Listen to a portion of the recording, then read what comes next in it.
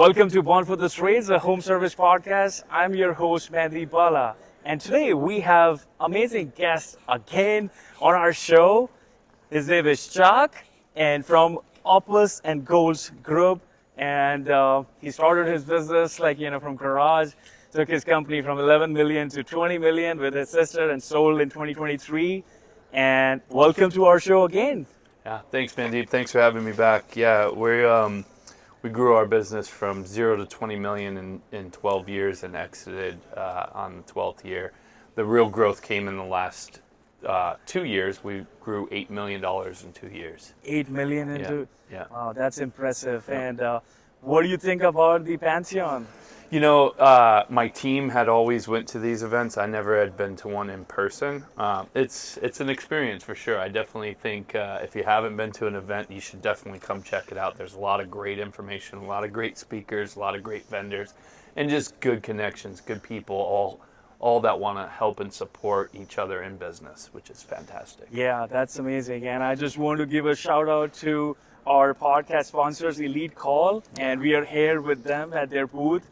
And they are amazing. What they're doing with the outbound, service, that's amazing. Taking their businesses to the next level. Yeah. You should check it out. And shout out to Rilla. They're crushing it with their AI in the industry, and they are leveling up every single day. So it means a lot to have these podcast sponsors, and make sure you check them out.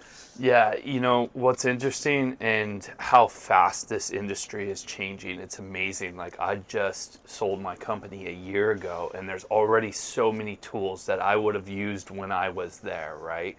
And it's just it's so cool to see how fast things are evolving, and especially with AI. I mean, it's incredible. You blink and there's something else out there, right? Yeah, exactly. What do you think, with this, shift in the industry with AI and automation, do you think that a lot of people hiring, right, in the trades, do you think it's a challenge, or is it going to help them? Yeah, I think people really need to focus, just slow down, take a breath. All the shiny objects out there are great, right? AI is a great tool. But if you don't know how to use the tool, don't use the tool, right? There's a lot of different, Rilla is a fantastic tool. Yeah. But if you're not at the size of the company that needs that right now, maybe not. Maybe it's not a fit for you right now. So really focus on, am I at the size where I can utilize these tools to its full advantage? I did that a lot, in 12 years, as I would go get something, and then I wouldn't put it into play, and it was a waste of my time, waste of my resources, a waste of my money. So really ask yourself that question. Is this the right tool that I need for my business right now at the size that it's at? Yes, exactly. Because there are companies, they might not looking for AI with their size. So that's true, because you have to look at your size, and is it really going to help? And there are so many vendors out there, so many AI tools available. You gotta trust whatever you have to check out their testimonials and get real life feedback. Yeah. So that's great. And I wanted to ask you what are the best lead generation practices for the home service industry? I know you and we talked about it. For sure. It would be great to share with our audience. Well, lead gen is forever changing, forever evolving, right? Right now what I see, outbounding, definitely. If you're not doing outbounding and you're not doing it the correct way, right? You don't want to take a CSR and make them an outbounder. CSR is kind of, they want to fix everything. We're so glad you called today. We want to take care of you. That's not an outbounder. An outbounder is a totally different type of employee. So you really got to separate them. If you have your CSRs doing that, it's not as effective as if you build an actual outbounder. They're just two different type of skill sets. So I do feel outbounding is a great lead gen tool. I mean, you've already paid to get those clients. When's the last time that you talked to them, and how often are you talking to them? Now, where it can be really effective is if you're doing emailing, text message, phone calls, all of that together. And then obviously if they see your trucks and your digital marketing or the community events or whatnot, now it's all effective together. But I think another one right now is honestly community events. Yeah. People are starting to go out into public more, Right. and not everybody wants to find somebody on digital because they may have had a bad experience. So the more Yep. that you can be involved in your community and get yourself out there and shake some hands, I think it coincides, right? Like, got to have the digital aspect, but Yep. like the more that you can tie both of them together, man, Deep, it's like, why would I call the company that I've never met the guy and shook his hand, finding them on Google, or am I going to call the guy on Google that I've Right. shook his hand? Right. So I think community events are becoming more and more popular, and a lot of the guerrilla marketing Yes. has to coincide, right? It's not like you just do one and that's all you're going to do. Yeah. Years ago, digital was you could just do that and get away Right. with it. Right. I don't know if that's the case anymore. Maybe in some areas it is. Maybe in some areas, like some part of the states, Yeah. but not all across the nation. No? So that's right, and I think being part of the community, I think you're right. You can actually put your brand in front of them, Yeah. and I think part of other events as well, just participating in like local events. I think that's great. And videos. What do you think about the videos? Look, if you're not doing pictures or videos in your reviews, you got to start doing that, right? Like Yes. that's evolutionized even in the year. Like I said, all these tools and all the evolution that's come in a year since I sold my company. Pictures were not as important. Yeah. Now pictures in a review are extremely important. Google's recognizing that more, Yes. So you gotta know what's going on out there and constantly be evolving your lead gen. Yes. Because that's a big thing, right? Is getting the reviews to get better on LSA, Google My Business, all Google. that stuff. But Yeah. even in a short amount of time, like a year now, like pictures and videos are going to bring your rankings and way up. So. Absolutely, because Google likes to see pictures, like videos, and you can do geotagging. You can do a lot of stuff, and that gives you traction. And if you're getting constantly getting reviews, plus posting pictures and videos by geotagging, there are tools out there that you can use. That's massive. So Yeah. great, thanks for sharing. And when it comes to right now, it's October, right? Yeah. I think September, October, kind of slow season. We call it shoulder season. Yeah. What are the best practices that contractors can actually follow during this shoulder season to make the phone ring? Well, there's a lot of them. I mean, definitely reaching out to your clients that you may have left an estimate on or did a repair on, and just checking in with them, doing a happy check. Say, hey, Mrs. Jones, we just did a repair for you 6 months ago. We want to make sure that the system is still working properly as you go into winter. Can we come out and just offer a tune-up for you just to make sure that everything's gonna last through the winter? You paid for those clients already. Reach back out to them and just have the opportunity to have another connection with them. I think that is fantastic. Yes. But there's a lot of other community events in the fall. If you're not doing something for Halloween, now we're a month away for Halloween. Yeah, just a month away. Yeah. Do a haunted house at your place, right? If you've got a small shop, do it in the parking lot. Do a trunk or treat or something. Talk about a community event. You create your own community events, Yes. right? Yes. We did a home show. We created our own parking lot home show, right? And it was okay, well, we're not going to wait for a certain time for the next home show in the community to come up. We'll just create our own. And we had 15 or 20 vendors, and we just made connections and met with the community. I think Halloween's a great one. I mean, kids are out and Yeah. about and trick-or-treating, and Yep. it's really easy and it's nice. And if you come up with, maybe you have a cupcake with your brand on it, or some candy with your brand on it. It's all about brand awareness. Yeah, it's all about. Thanks for sharing. Yeah. That's powerhouse. And I think if contractors can think of some strategy, I think Tommy shared I think on the stage that you can just spend $100 when you install HVAC unit. It's all about experience. You can give them customized gift box or something, and what they're gonna do is they're gonna actually tell their neighbors this is what they have received, and $100 that will actually will be so powerful and impactful. What do you think about that? Yeah, I mean, we did gift boxes to our clients at certain levels, and then we even had a level where we sent flowers. I mean, imagine getting flowers from your plumber or Yeah, your HVAC technician, like, oh, hey, Joan, who sent you flowers today? Oh, well, my plumber. That's yeah, going to spark a different conversation, right? So thinking outside the box there, and it's good to give client appreciation, right? When do you say thank you? Thank you for being a client. Thank you yes. for trusting me with your home. Thank you for having me for 10 years being in your home, or 5 years, or 2 years. We look forward to doing more business with you, so on and so forth. It's just, it feels good, right? It And feels good. and, Yeah. and not everybody does it, so it's like you want to be just a little bit different than everybody else, right? So if you can, same but different, and it's, again, building those relationships. I want to give a special shout out to Rilla, the sales coaching AI software that holds the technicians accountable and gives them the support and guidance they need to maximize all the opportunities you spend your hard-earned money on. Our friends at Elite Call, the outbounding specialists, a service that brings wasted leads and brings them back to life to create more opportunity and keep the dispatch board full, integrate them right there into Service Titan for you.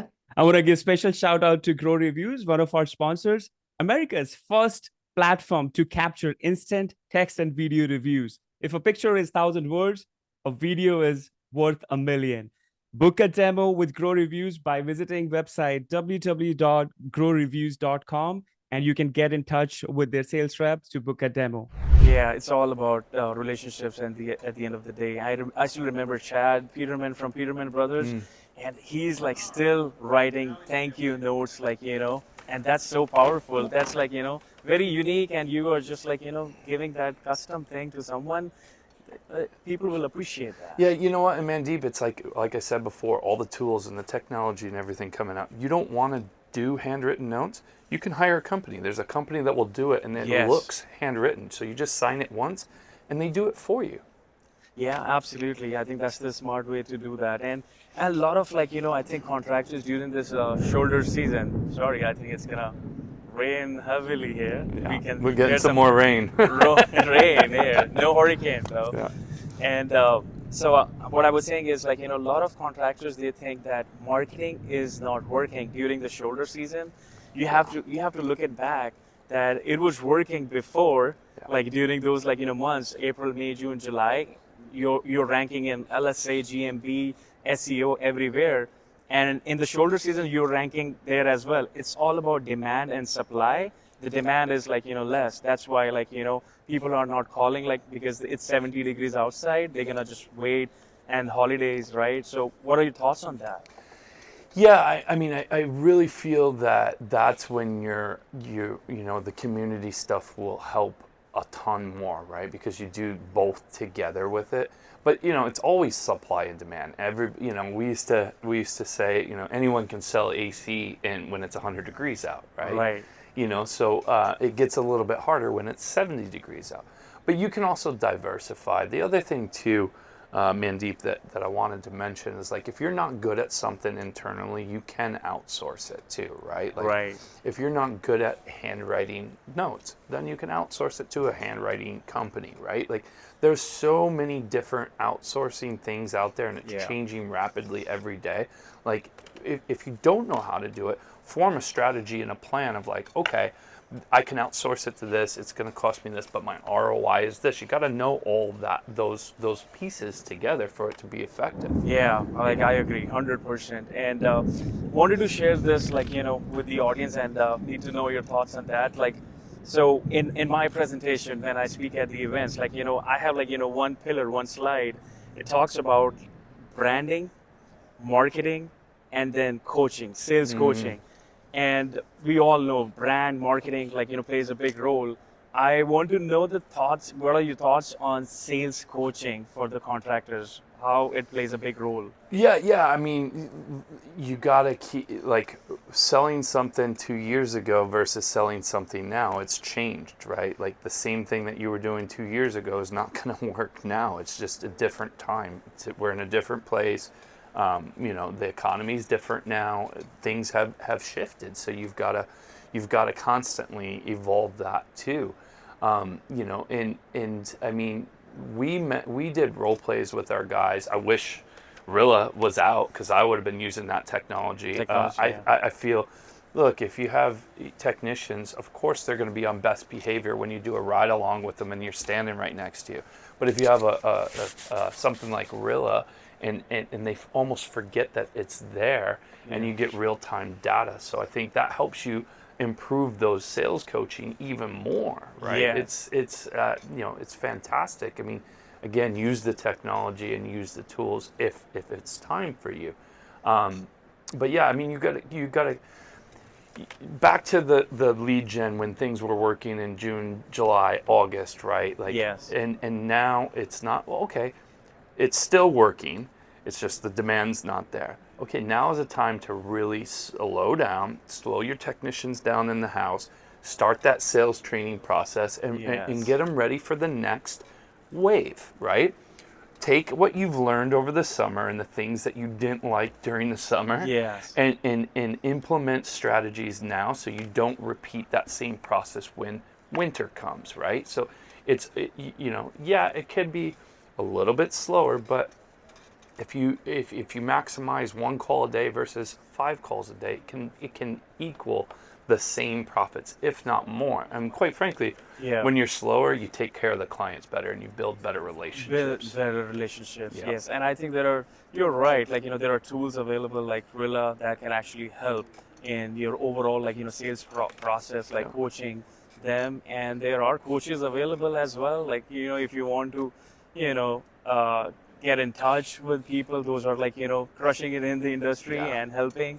And I think one of them is just sitting right here. Yeah. So I think that really helps in overall, like, you know, taking the business to the next level. Yeah, again, Mandeep, it always goes back to what do I need to do next? Yeah. Every business is very similar, but very different at the same time. And it's like, we've got to dive in, we've got to fully understand the business to say, okay, yes, this is what you should be doing next. Not just go get this tool, go get that tool, go get that shiny object. We really need to understand where your business is at, where in their journey, right? Yeah. Because we didn't just go from 0 to 20 million overnight. It was a journey. It was a process through the whole thing, and there was steps and mistakes that we made during that.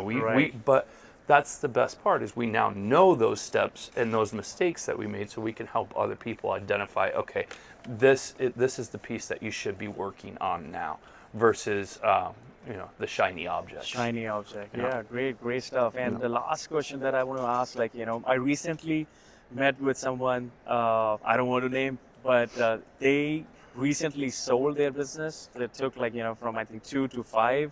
It's a buzz going in the industry, like, where people are selling. It's good, like, whatever your priorities are, if you have your exit plan, that's great. And I think he's just 44. He sold his business and he was disappeared for 6 months. And I was like, what happened? And he was actually in, I was in depression.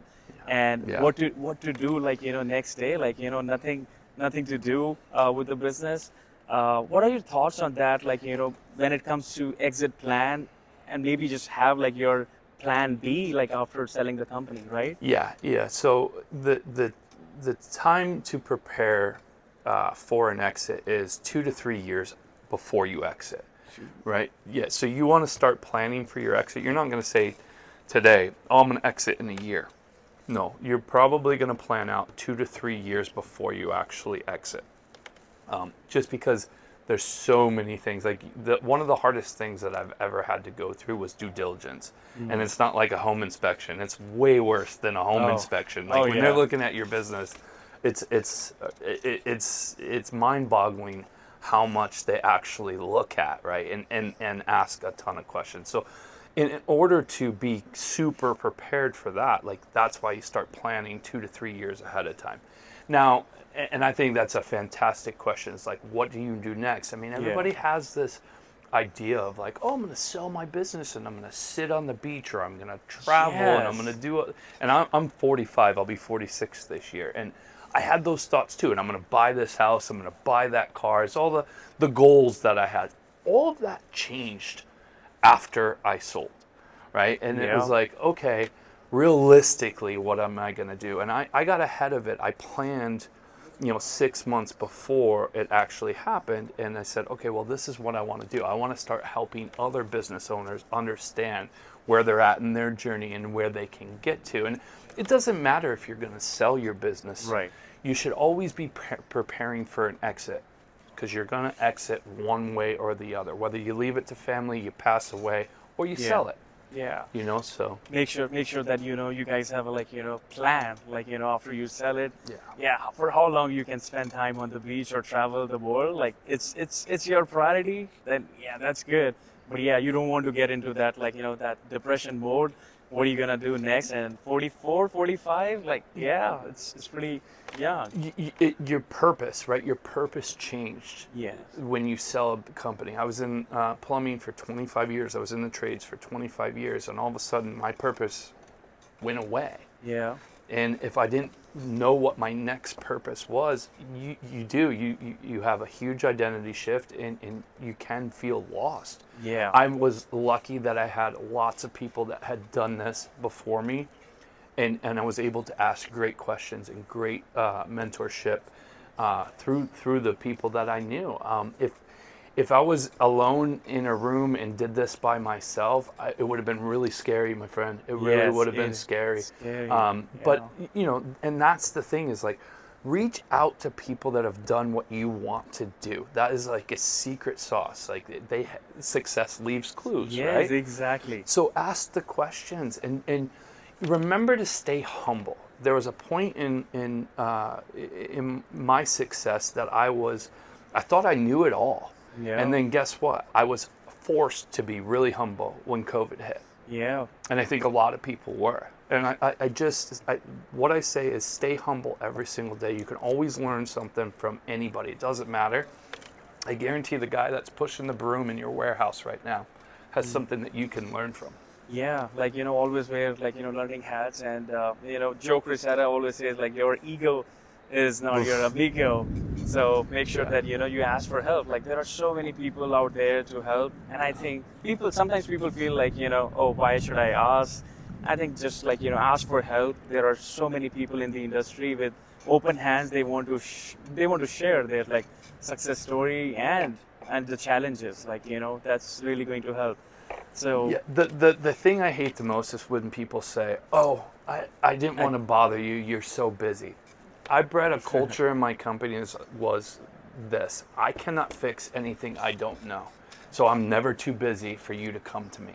And that's the same with us helping people. And look, I help people every single day that aren't even clients. Yes. And I just love to do it, man. And so when someone says to you, I'm never too busy for you to reach out, you're not taking advantage of that. They're saying that, then they mean it. Reach out and ask the questions. I would rather you ask me the question, let's solve it right now, versus you go out and do it and then we have to undo it.